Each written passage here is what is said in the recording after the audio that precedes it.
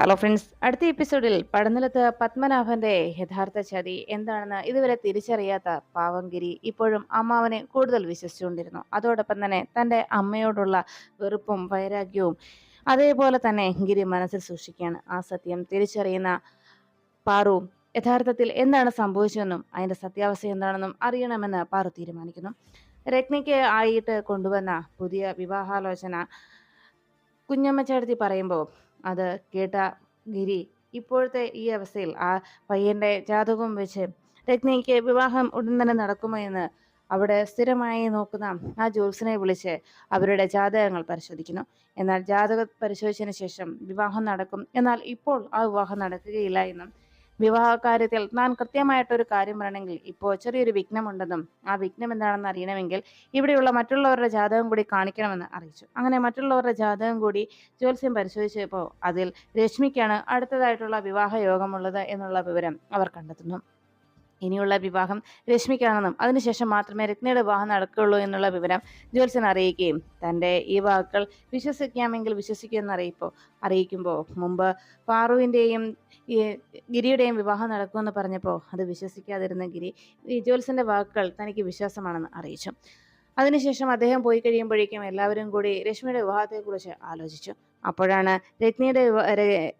രശ്മിയുടെ വിവാഹക്കാര്യം പറയുമ്പോൾ അടുത്തിരുന്ന കുഞ്ഞു പറഞ്ഞു, എന്തായാലും രശ്മി ചേച്ചിയുടെ വിവാഹം അവര് ഏട്ടൻ്റെയും ഏട്ടത്തി അമ്മയുടെയും പോലെ ആവരുത്. വളരെ പ്രശ്നങ്ങളും ബഹളങ്ങളും ഒക്കെ ആയിട്ടായിരുന്നല്ലോ ആ വിവാഹം നടന്നത്.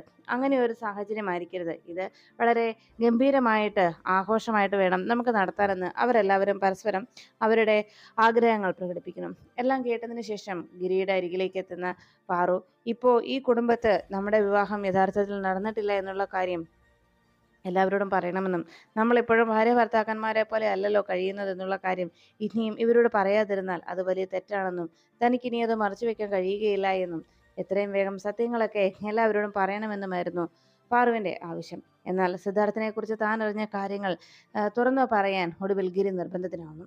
അതറിഞ്ഞ് ആ നിമിഷം തന്നെ പാറു തനിക്ക് ജീവിക്കേണ്ട എന്ന തീരുമാനമെടുക്കുകയും പാറു വീട് വിട്ട് ഇറങ്ങി ഓടുന്നു.